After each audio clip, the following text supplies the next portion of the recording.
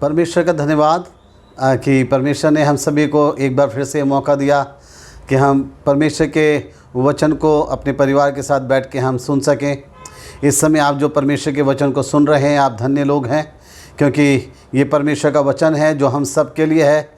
जो हमें परमेश्वर का वचन हमारे जीवन में हमें उत्साहित देता है, करता है, नई राह, नया रास्ता दिखाता है। और परमेश्वर का वचन हम सब के लिए अति आवश्यक है सुनना, पढ़ना और उस पर अमल करना, क्योंकि हम परमेश्वर के जो लोग हैं, परमेश्वर ने अपना वचन हमारे लिए दिया है। आज आप में से जितने लोग परमेश्वर के वचन को सुन रहे हैं, आप सब अपने लिए यही प्रार्थना करें कि हे मेरे परमेश्वर, आज शाम के वक्त में तुम मुझसे बोल, तुम मुझसे बातचीत कर, और परमेश्वर आपसे बातचीत करेंगे। आज हम लोग जिस वचन को हम शाम को देखेंगे वो है मत्ती का सुसमाचार, उसका 8 अध्याय 1 वचन से लेकर और उसके 4 वचन तक। वहाँ पे इस तरीके से लिखा है, जब वह उस पहाड़ से उतरा तो एक बड़ी भीड़ उसके पीछे हो ली, और देखो एक कोढ़ी ने पास आकर उसे प्रणाम किया और कहा कि हे प्रभु, यदि तू चाहे तो मुझे शुद्ध कर सकता है। यीशु ने हाथ बढ़ाकर उसे छुआ और कहा, मैं चाहता हूँ तू शुद्ध हो जा, और वह तुरंत कोढ़ से शुद्ध हो गया। यीशु ने उससे कहा, देख, किसी से ना कहना, परंतु जाकर अपने आप को याजक को दिखला, और जो चढ़ावा मूसा ने ठहराया है उसे चढ़ा, ताकि उनके लिए गवाही हो। परमेश्वर के वचन के ऊपर आशीष हो जो हमने इस समय पढ़ा और सुना है। यह है परमेश्वर का वचन आज शाम को हमारे लिए, और हम इसी के ऊपर आज थोड़ा सा मनन करना चाहते हैं। हम सुनना चाहते हैं कि प्रभु हमसे क्या कहने वाले हैं, और परमेश्वर का वचन हम सब के लिए है। आज शाम को जो हमारे लिए विषय है इस वचन में से वो है, नियमों का पालन करें और आशीषित हों। नियमों का पालन करें और आशीषित हों। जीवन में नियम हमें सुरक्षा व सफलता देते हैं। नियमों का पालन करना हमें जिम्मेवार बनाता है, और नियमों का उल्लंघन करना हमें हानि पहुंचाता है। 3 चीज़ें मैं बता रहा हूं। जीवन में नियम हमें सुरक्षा व सफलता देते हैं। हम नियम जब अपने जीवन के अंदर पालन करते हैं, चाहे वो नियम हमने व्यक्तिगत रूप से अपने लिए बनाए हों, हमारे जीवन के लिए बनाए हों, अपने परिवार के नियम बनाए हों, कलीसिया का नियम हो, हमारे देश का नियम हो, हमारे ऑफिस का नियम हो, नियम जो हमारे लिए बने हैं, वो सारे नियम जो हैं वो हमें सुरक्षा व सफलता देते हैं। नियमों का पालन करना हमें जिम्मेवार बनाता है, और नियमों का उल्लंघन करना हमें हानि पहुंचाता है। जब हम नियमों का पालन करते हैं तो हम इस बात को दर्शाते हैं, इस बात को प्रकट करते हैं हम कि हम बड़े जिम्मेवार व्यक्ति हैं, लापरवाह नहीं हैं। हम बहुत जिम्मेवार हैं। जो नियम हमने बनाए हैं वो हम अपने लिए समझते हैं, हम उनकी गंभीरता को समझते हैं, उनका महत्व हम समझते हैं कि नियम हमारे लिए है, मेरे फ़ायदे के लिए, मेरे लाभ के लिए है, और इसलिए मुझे सारे नियमों का पालन करना है। मैं नियमों का पालन करूंगा तो इससे मेरा भला होगा, और इसलिए जब हम नियमों का पालन करते हैं तो हम अपने आप को बड़ा जिम्मेवार दिखाते हैं कि हम बड़े जिम्मेवार व्यक्ति हैं। लेकिन जब हम नियमों का उल्लंघन करते हैं तो हम ये प्रकट करते हैं कि हम लापरवाह व्यक्ति हैं। हमें किसी से कोई लेना देना नहीं, हमें किसी कानून से कोई मतलब नहीं है। चाहे जितने भी कायदे कानून बना लो, हम अपनी मर्जी से ज़िंदगी को जिएंगे। और ऐसे लोग, ऐसे व्यक्ति जिन्होंने कभी भी अपने जीवन के अंदर किसी भी नियम और कानून का पालन करना नहीं सीखा, ऐसे लोग जो नियमों का उल्लंघन करते हैं अपने जीवन के अंदर, अपने परिवार के अंदर, कलीसिया के अंदर, समाज के अंदर, अपने ऑफिस के अंदर, जहाँ पे भी जो नियम कायदे कानून जो बनाए गए हैं, अगर हम उनका उल्लंघन करते हैं तो इससे हम अपने आप को हानि पहुँचाते हैं। हम अपने आप को कष्ट में, हम अपने आप को ख़तरे में डाल रहे हैं। अगर आप अपने ऑफिस के अंदर जो नियम आपके लिए बनाए गए हैं, सारे स्टाफ के लिए बनाए गए हैं, अगर आप उनका उल्लंघन कर रहे हैं तो आप अपने आप को ख़तरे में डाल रहे हैं। अगर आप रास्ते पे चलते हुए किसी भी नियम का, ट्रैफिक के नियम का आप उल्लंघन कर रहे हैं तो आप अपने आप को ख़तरे में डाल रहे हैं। आपने अगर अपने जीवन के लिए कोई नियम बनाया है और आप उसका पालन नहीं कर रहे हैं तो आप लापरवाह हैं, आप अपने आप को हानि पहुंचा रहे हैं और अपने आप को ख़तरे में डाल रहे हैं। नियम हमारे फ़ायदे के लिए हैं, और आज शाम का हमारा विषय है, नियमों का पालन करें और आशीषित हों। हम देखें एक ऐसे व्यक्ति को जिसने अपने जीवन के अंदर नियमों का पालन करा और वो बहुत आशीषित हुआ। उसकी ज़िंदगी के अंदर एक बड़ी आशीष प्रभु ने दी क्योंकि उसने नियमों का पालन करा। 4 नियम उसके जीवन से हम देखते हैं। जो बाइबल पाठ हमने पढ़ा था कि एक कोढ़ी व्यक्ति था जो प्रभु यीशु मसीह के पास आया था। ये वो समय था जब प्रभु यीशु मसीह ने अपना पूरा एक बहुत बड़ा पहाड़ी उपदेश जिसको कहते हैं उसको उन्होंने समाप्त किया, और जब वो पहाड़ से नीचे उतरे तब उस समय उनको वो कोढ़ी मिला है, उससे मुलाकात हुई। और इस कोढ़ी व्यक्ति ने अपने जीवन के अंदर नियमों का पालन करा है और नियमों का पालन करने से ये आशीषित हुआ है। और इसकी ज़िंदगी से हम कुछ चीज़ें देख सकते हैं। पहली चीज़, पहला नियम जिसका इसने पालन करा वो था सब कुछ भूल कर नज़दीक आना। यदि हम आशीषित होना चाहते हैं और हम नियम का पालन करना चाहते हैं तो नियम ये है आशीषित होने का कि आप सब कुछ भूल कर आपको प्रभु यीशु मसीह के नज़दीक आने की आवश्यकता है। आप परमेश्वर की आशीष की कामना कर सकते हैं। आप परमेश्वर से आशीषित होना चाहते हैं। आप चाहते हैं कि परमेश्वर आपको बहुत ब्लेस करे, आशीषित करे, और आप इसकी कामना केवल अपने घर पे बैठे हुए कर रहे हैं, अपने स्थान पे बैठे हुए कर रहे हैं, तो ये आशीष आपको नहीं मिल सकेगी। आपको सब कुछ भुलाकर आपको प्रभु के नज़दीक आने की आवश्यकता है। क्या मतलब है भुलाने का? मैं क्या कह रहा हूँ? जब हम इसके विषय में पढ़ते हैं, दूसरा वचन तो वहाँ लिखा है, और देखो एक कोढ़ी ने पास आकर उसे प्रणाम किया और कहा। यहाँ पे जो चीज़ हमें मिलती है वो यह है कि इस व्यक्ति ने, कौन था ये व्यक्ति, क्या थी इसकी स्थिति? लिखा है एक कोढ़ी ने पास आकर। कोढ़ी ये वो व्यक्ति था जिनके विषय में ये था कि ये बिल्कुल भी किसी साधारण व्यक्ति के नज़दीक नहीं आ सकते हैं। कोढ़ी लोग बिल्कुल अलग रहेंगे। लोग इनसे घृणा करते थे। ये लोगों के नफ़रत के पात्र थे। लोग इनसे बहुत घिन करते थे, घृणा करते थे, क्योंकि इनके अंदर ऐसा रोग लगा हुआ था। लोग इनके साथ बैठ नहीं सकते थे, कोई इनको अपने साथ बैठाता नहीं था। लेकिन इस व्यक्ति ने इस बात को चाहा कि अगर मेरे को अपने आप को यदि सही करना है और इस रोग से मुझे अपने आप को मुक्त करना है तो कोई मुझे मुक्त नहीं कर सकेगा। मैं धार्मिक स्थानों में जाऊंगा, वहाँ पे बड़े बड़े धार्मिक पुजारी और पूजा अर्चना करने वाले लोग मिलेंगे, लेकिन वो मेरे लिए कुछ नहीं कर सकते। मैं चाहे प्रधानों के पास जाऊं, बड़े बड़े लोगों के पास जाऊं, कोई मुझे अपने पास बैठाएगा भी नहीं, कोई मुझे अपने पास आने नहीं देगा। लेकिन ये वो समय है जिसके पास जा सकता हूं मैं, और वो ही मेरा रोग जो है वो दूर कर सकता है, और वह है प्रभु यीशु मसीह।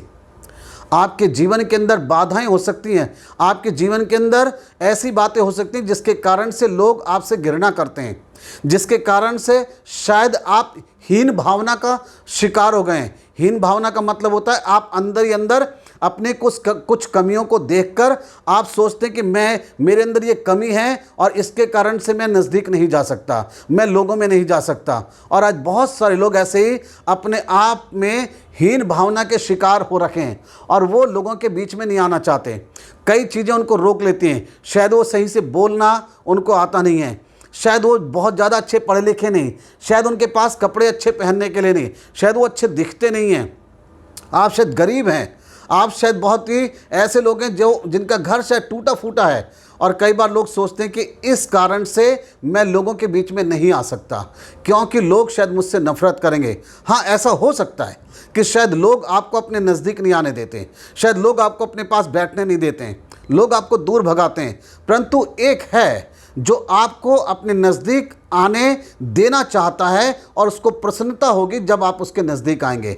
तो इसलिए अगर आप परमेश्वर से आशीष पाना चाहते हैं तो अपने जीवन में से, अपने मन में से ये सारी बातों को निकाल दीजिए कि लोग क्या सोचेंगे। आज कई सारे लोग इसलिए चर्च में नहीं आ पाते, इसलिए प्रभु के नज़दीक नहीं आ पाते, क्योंकि उनको यही बात अंदर ही अंदर खाई जाती है, लोग क्या सोचेंगे, लोग क्या सोचेंगे, लोग क्या कहेंगे। और कई लोगों ने अपने आप को परमेश्वर से बहुत दूर कर लिया।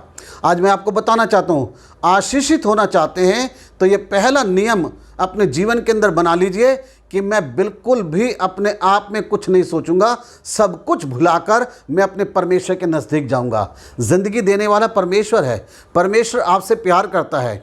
इसलिए अपनी ज़िंदगी की कमियों को मत देखिए, मत देखिए आपके अंदर क्या कमी है। आप प्रभु के पास जाएं। इस व्यक्ति ने शायद उस पर्वत के पास खड़े होकर प्रभु यीशु मसीह की धीमी आवाज़ को सुना, जब प्रभु यीशु मसीह पहाड़ी उपदेश दे रहे थे, जिसके अंदर वो बहुत सारे नियम कायदे कानून भी बता रहे थे। और इसके मन के अंदर धीरे धीरे विश्वास आने लगा और इसने इस बात को जाना कि ये व्यक्ति है, ये है जो मेरी मदद कर सकता है, मेरी सहायता करने वाला कोई नहीं है। और इसके अंदर एक विश्वास जागा और ये अपने आप को रोक नहीं सका और एकदम नज़दीक आया। लिखा है जैसे ही प्रभु यीशु मसीह पहाड़ से उतरे, ये कोढ़ी जो है पास आ गया है। यहाँ पे जो शब्द लिखा है वहाँ पे यूँ लिखा है, एक कोढ़ी ने पास आकर। आपको पास आने की ज़रूरत है, आपको नज़दीक आने की ज़रूरत है यदि आप परमेश्वर की आशीष को पाना चाहते हैं। ये पहली चीज़ जो नियम है आशीषित होने का, वो ये है सब कुछ भूलकर प्रभु के नज़दीक आ जाएं। दूसरा नियम जो है वो है सबसे उच्च आदर यदि आपको किसी को देना है तो वह है प्रभु। आप प्रभु को अपने जीवन के अंदर आदर दीजिए। परमेश्वर को, प्रभु को आप अपने जीवन के अंदर सबसे उच्च और श्रेष्ठ स्थान पर रखिए। यहाँ पे लिखा है दूसरे वचन में, और देखो एक कोढ़ी ने पास आकर उसे प्रणाम किया और कहा। इसने इस बात को जाना कि मुझे अपने जीवन के अंदर यदि आज किसी को आदर देना है तो वो यही है, इसको मुझे आदर देना है। और उसके सामने वो झुक गया और प्रणाम किया। आप प्रभु को आदर दीजिए, प्रभु को आप सम्मान दीजिए अपने जीवन के अंदर। जितना अधिक आप प्रभु को आदर देंगे, सम्मान देंगे, उतने अधिक परमेश्वर आपको आशीष देंगे। अपने व्यवहार से, अपने शब्दों से, अपनी ज़िंदगी से परमेश्वर को आदर दीजिए, परमेश्वर को सम्मानित कीजिए। और यहाँ इसने प्रभु के आगे झुककर उसे प्रणाम किया है। इसने इस बात को नहीं सोचा कि मैं क्या करूं, क्या नहीं करूं, किसी से मुझे पूछूं कि मुझे क्या करना चाहिए। इसको बस ये ठीक लगा कि अब जो दूसरी चीज़ मैं कर सकता हूं यहाँ पास आकर, वह है मुझे प्रभु को आदर देने की आवश्यकता है। आज बहुत सारे लोग प्रभु के नज़दीक आ जाते हैं लेकिन प्रभु को आदर नहीं दे पाते। प्रभु को आपको अपने जीवन के अंदर आदर देने की आवश्यकता है। आप अगर उसके नज़दीक आए हैं, आप उसको अपने जीवन के अंदर पूरा आदर दें। जो स्थान प्रभु का, वो स्थान उसको दीजिए। आदर देने का मतलब यही होता है जो स्थान मेरे प्रभु का है, जिस बात के योग्य वो है, वो चीज़ मैं उसको दूँ। इसका मतलब यही है। इस बात को इस तरीके से समझने की कोशिश कीजिए। मान लीजिए आपके घर के अंदर हमारे देश का कोई उच्च व्यक्ति आता है, कोई नेता आता है, बड़ा नेता आता है, और आपके घर के अंदर वो आया। आप तो बैठ गए सोफे पे और उसको बैठा दिया दरी बिछा के। तो इसका मतलब क्या करा आपने? वो आपके नज़दीक आया, ये मौका था कि आप उसको आदर दे सकते थे। हम करते क्या हैं साधारणतः, हम क्या करते हैं जब कोई हमारे घर में आता है, हम सबसे जो निम्न स्थान है, जो छोटा स्थान है, वो हम लेते हैं और अपने घर में आए हुए व्यक्ति को हम उच्च स्थान पर बैठाते हैं। ये होता है आदर देना कि ये स्थान उसका है। ऐसा नहीं है कि मैं उसको नीचे बैठाऊं और मैं ऊपर बैठूं। यही हम अपने जीवन के अंदर कहीं पे गलती कर रहे हैं। हमने प्रभु को अपने जीवन के अंदर उस स्थान पे नहीं बैठाया जो स्थान प्रभु का है। प्रभु का स्थान है सबसे पहला, सबसे प्रथम स्थान मेरे जीवन में प्रभु का है। प्रभु को मुझे आदर देने की आवश्यकता है, सम्मान देने की आवश्यकता है मुझे, कि प्रभु तेरा स्थान मेरे जीवन में सबसे पहला है, उच्च स्थान है प्रभु मेरे जीवन के अंदर। आप जब प्रभु को आदर देंगे, परमेश्वर कभी भी आपको नीचे होने नहीं देगा। प्रभु आपको सम्मानित करेगा, प्रभु आपको आदर देगा। दूसरा नियम है, ज़िंदगी में अगर आप आशीषित होना चाहते हैं, आपको प्रभु को आदर देने की आवश्यकता है। तीसरा नियम जो इस व्यक्ति ने अपनाया, और वो ये था, इसने कुछ मांग करी, और इसने मांग करी सिर्फ उसकी इच्छा के अनुसार मांगा। यह है तीसरा नियम अपने जीवन में आशीषित होने का, कि आप उसके पास आ गए, आपने उसको आदर दिया, अब आप उससे कुछ मांगना चाहते हैं, अपने दिल की बात बोलना चाहते हैं, क्या है आपकी ज़रूरत। तो अब इसने तीसरा नियम ये सिखाया है कि हमें परमेश्वर की इच्छा के अनुसार मांगने की आवश्यकता है, जो उसकी इच्छा। इसने यूँ कहा, जब हम पढ़ते हैं 2 और 3 वचन, वहाँ लिखा है, और देखो एक कोढ़ी ने पास आकर उसे प्रणाम किया और कहा कि हे प्रभु, यदि तू चाहे तो मुझे शुद्ध कर सकता है। यहाँ ध्यान दीजिए, उसने कहा यदि तू चाहे तो मुझे शुद्ध कर सकता है। ये प्रभु के मन के अनुसार चाहता है। प्रभु यदि तेरे मन के अंदर ऐसी इच्छा है, तू चाहता है प्रभु मेरे विषय में यदि तेरा विचार है कि मैं भी एक सही ज़िंदगी को जीने लग जाऊं, मैं भी एक आम आदमी के जैसे जीने लग जाऊं, प्रभु मैं भी अपने जीवन में बिल्कुल साफ सुथरा हो जाऊं, तो प्रभु तू मुझे ठीक कर सकता है। कोई और नहीं कर सकता है प्रभु, केवल तू ही मुझे ठीक कर सकता है। इसने प्रभु की इच्छा के अनुसार मांगा है। आज आपकी भी बहुत सारी ख्वाहिश हो सकती हैं, आपकी बहुत सारी इच्छाएं हो सकती हैं, लेकिन आपकी इच्छा से बढ़ के परमेश्वर की इच्छा है। आपकी ख्वाहिश से पहले प्रभु की ख्वाहिश है। वो क्या चाहता है? प्रभु यीशु मसीह ने जब अपने चेलों को प्रार्थना करना सिखाया तो उन्होंने ऐसे सिखाया प्रार्थना करना कि तुम इस रीति से प्रार्थना किया करो कि जैसी तेरी इच्छा स्वर्ग में पूरी होती है वैसी ही पृथ्वी पर भी हो। हाँ, हमें यही बात को मानना है हमेशा। प्रभु तेरी इच्छा के अनुसार मैं सब मानना चाहता हूँ, जैसी तेरी इच्छा वो हो। मैं तो ये चाहता हूँ प्रभु, लेकिन तेरी मर्जी पूरी हो। प्रभु यीशु मसीह ने भी जब प्रार्थना करी अपने जीवन के अंतिम समय में, उन्होंने कहा यदि हो सके तो ये कटोरा मेरे सामने से हट जाए, फिर भी मेरी नहीं बल्कि तेरी ही इच्छा पूरी हो। परमेश्वर की इच्छा को अपने जीवन में पूरा होने दें। आपकी ख्वाहिशें, आपके सपने बहुत हो सकते हैं, आपकी इच्छाएं बहुत हो सकती हैं। आप सोचते हैं कि शायद मेरी परेशानी से मुझे अभी ही छुटकारा मिल जाए, लेकिन शायद प्रभु ने कुछ और समय आपके लिए सोचा हुआ है। आपको मांगना प्रभु से है, प्रभु मेरी नहीं बल्कि तेरी इच्छा पूरी हो। ये तीसरा नियम है जीवन के अंदर आशीषित होने का, कि सिर्फ उसकी इच्छा के अनुसार मांगे, उसी की इच्छा के अनुसार जो उसकी इच्छा है। यहाँ पे तीसरे वचन में लिखा है, प्रभु यीशु मसीह ने यूँ कहा, यीशु ने हाथ बढ़ाकर उसे छुआ और कहा मैं चाहता हूँ तू शुद्ध हो जा, और वह तुरंत कोढ़ से शुद्ध हो गया। यहाँ प्रभु यीशु मसीह ने दो बातें कराए। पहली चीज़ उसको छुआ प्रभु ने, और उसके बाद कहा प्रभु ने मैं चाहता हूँ तू शुद्ध हो जा। प्रभु उसको ये बताना चाहते हैं कि मैं तेरे को छू के इस बात को प्रकट कर रहा हूँ कि मेरे जीवन के अंदर हर एक के लिए स्थान है, मेरे मन में हर एक के लिए स्थान है। मैं तुमसे अपने आप को दूर नहीं रख सकता। प्रभु आपको छूने के लिए तैयार है, वो छूना चाहता है, वो आपसे नफ़रत नहीं करता, और आपको छूने के बाद वो अपने शब्दों से आपको हिम्मत देना चाहता है। वो कहना चाहता है, उसने कहा मैं चाहता हूँ कि तू शुद्ध हो जा, और वो तुरंत लिखा है वो अपने कोढ़ से शुद्ध हो गया। प्रभु चाहते हैं, आपको हिम्मत देना चाहते हैं, उनके मन में इच्छा है। अगर आप प्रभु की इच्छा के अनुसार चल रहे हैं, नियमों का पालन कर रहे हैं, तो प्रभु भी कहना चाहते हैं मैं चाहता हूं कि हाँ तेरे लिए काम हो जाए। आज आपकी जो भी इच्छाएं हैं, प्रभु कहना चाह रहे हैं मैं चाहता हूं कि हाँ तेरे लिए ऐसा हो जाए। आप केवल अपने बारे में मत सोचिए, अपनी इच्छा मत चलाइए। आप कहें प्रभु तेरी इच्छा के अनुसार, और प्रभु भी कहेंगे मैं चाहता हूं कि हाँ तू हो जा, तेरे लिए काम हो जाए। आज आप में से बहुत सारे लोगों के लिए प्रभु की इच्छा है कि आप ठीक हो जाएं। प्रभु की इच्छा है कि जो आपने खो दिया आप उसको पा लें। प्रभु की इच्छा है कि आपको आनंद मिले। प्रभु की इच्छा है कि आपको नौकरी मिले। प्रभु की इच्छा है कि आपके घर में आनंद आ जाए, खुशियाँ आ जाए, क्योंकि प्रभु यही चाहते हैं। प्रभु की ये इच्छा है आपके जीवन के लिए। प्रभु की इच्छा है कि आप भी एक अच्छा जीवन को जिएं। यह है प्रभु की इच्छा। प्रभु आपको छूना चाहते हैं। कहें प्रभु से हाँ प्रभु तू मुझे छू ले, और प्रभु अपनी इच्छा मेरे जीवन के अंदर तू पूरा कर दे।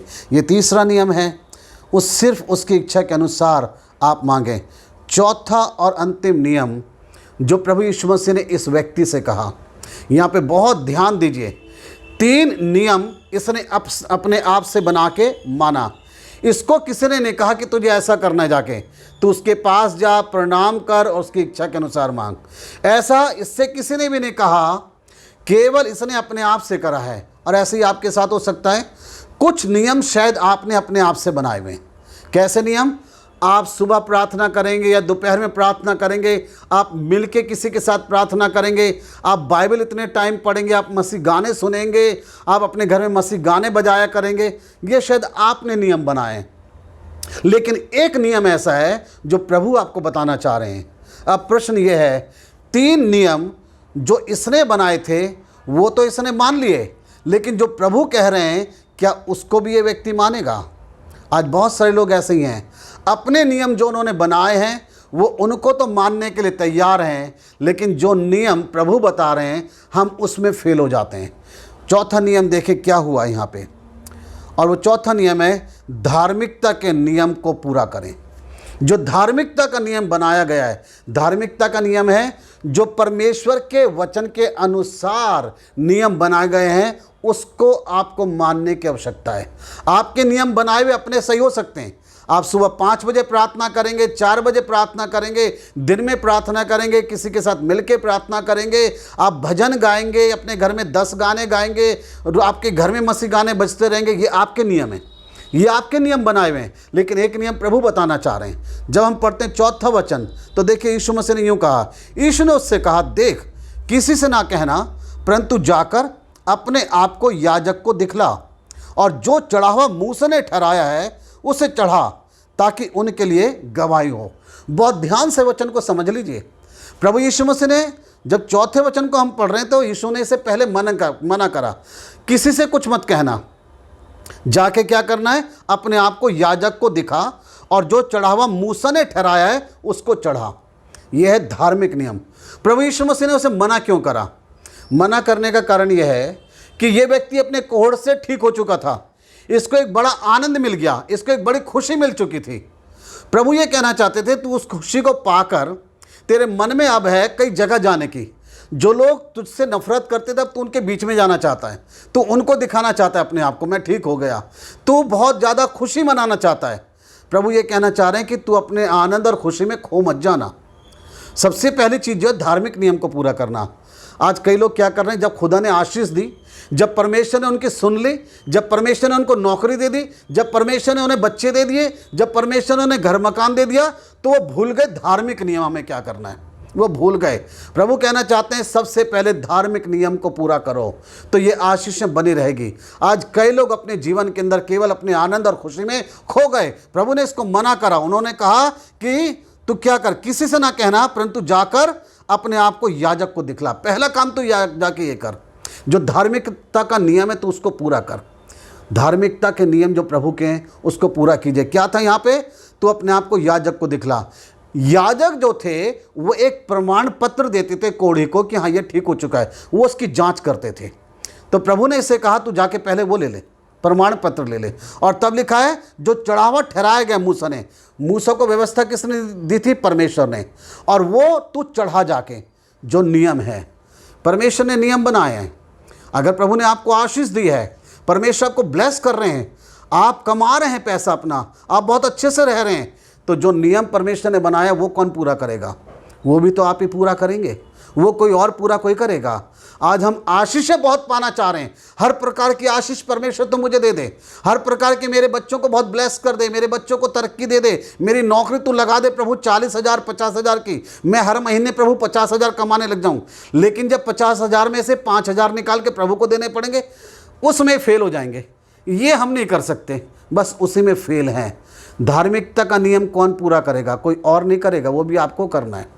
प्रभु यीशु मसीह ने इससे ही कहा तू जाकर अपने आप को याजक को दिखला, और जो मूसा ने चढ़ावा ठहराया तो उसको पूरा कर। आज कई लोग सोचते हैं आशीष हमें मिले और जो प्रभु को देना वो कोई और दे। ऐसा नहीं होगा। आप धार्मिकता का नियम अपने जीवन के अंदर पूरा कीजिए। आशीषित होना चाहते हैं तो जो नियम है धार्मिकता के, उनको पूरा कीजिए। धार्मिकता के नियम क्या हैं?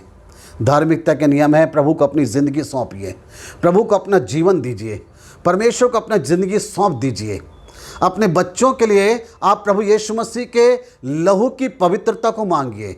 आप अपने बच्चों के लिए प्रभु की आशीष को मांगिए। आप ये मांगिए कि हमारे बच्चे प्रभु के डर और भय में चलें, तेरे रास्ते पे चलें। जब वो बड़े हों तो प्रभु तेरे रास्ते पे चलें। उनकी ज़िंदगी की हर बात प्रभु तेरे में केंद्रित हो, दुनियादारी में वो फंस ना जाएं। ये है धार्मिकता के नियम। माँ बाप अपनी जिम्मेवारियों को पूरा करें। आयूब अपने बच्चों के लिए प्रार्थना करता था, वो डरता था कहीं मेरे बच्चों से पाप ना हो गया हो। क्या आज आप ऐसे माँ बाप हैं जो अपने बच्चों के लिए डरते हैं? क्या आप ऐसे पिता हैं जो अपने बच्चों के लिए ये प्रार्थना करते हैं, मेरे परमेश्वर मेरे बच्चे बड़े हो गए, संसार में जाते हैं, दुनिया में रहते हैं, ना जाने उनके कैसे दोस्त हैं, ना जाने वो मोबाइल फ़ोन में क्या देखते हैं। प्रभु तू मेरे बच्चों को भले बुरे की परख दे, उनको हर तो बुराई से बचा। क्या आप ऐसी प्रार्थना करते हैं? ये आपको कोई मतलब ही नहीं है।